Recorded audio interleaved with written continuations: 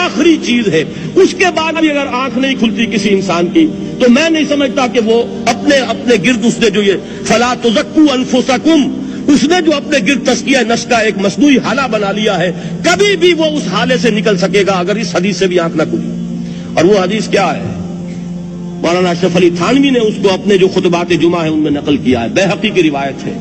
اوحى اللہ عز وجل الى جبرائیل علیہ الصلوۃ والسلام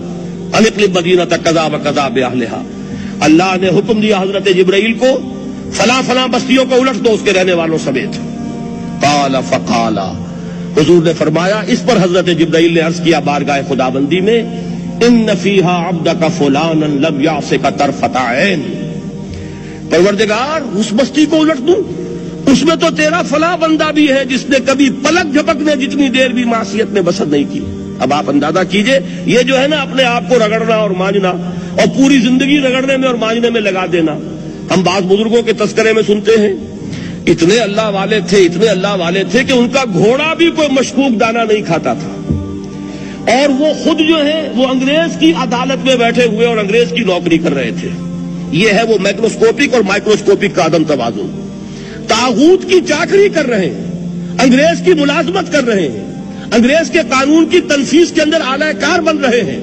لیکن ذاتی تقویٰ اور ذاتی نیکی اور ذاتی للہیت جو ہے اس کا معیار یہ ہے کہ ان کا گھوڑا بھی مشکوک چارہ اور مشکوک کھانا نہیں کھا سکتا۔ یہ ہے وہ عدم توازن، اس کو نوٹ کیجیے گا، جس کو کہ اس حدیث میں محمد الرسول اللہ صلی اللہ علیہ وسلم نے واضح کر دیا کہ حضرت جبرائیل عرض کرتے ہیں کہ اللہ فلاں بستی کو الٹ دوں، اس میں تو تیرا فلاں بندہ بھی ہے جس نے پلک جھپکنے جتنی دیر بھی معصیت میں بسر نہیں کی۔ ذاتی نیکی کا اب اس سے اونچا کوئی مقام کوئی شخص مجھے اگر بتا سکے تو میں اس کا مرید ہو جاؤں گا۔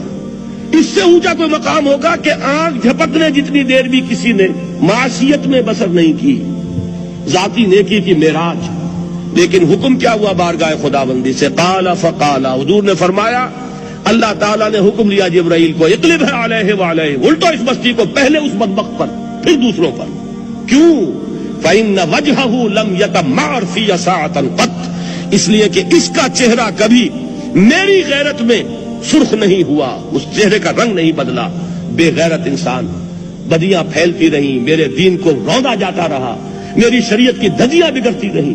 عوامر کا مذاق اڑایا جاتا رہا، نواہی کے لیے دنیا کے اندر جن چیزوں سے میں نے روکا اس کے لیے فلسفے تراشے گئے، اور یہ لگا رہا مست رکھو ذکر و فکر صبح گاہی میں اسے، یہ سوائے ذاتی اپنے اس اصلاح کے اور ذاتی تقویٰ کے اور ذاتی نیکی کے اور ذاتی عبادت گزاری کے یہ میدان میں نہیں آیا، اس کا خون نہیں کھولا کبھی، اس کے چہرے کا رنگ متغیر نہیں ہوا، لہذا یہ دوہرا مجرم ہے۔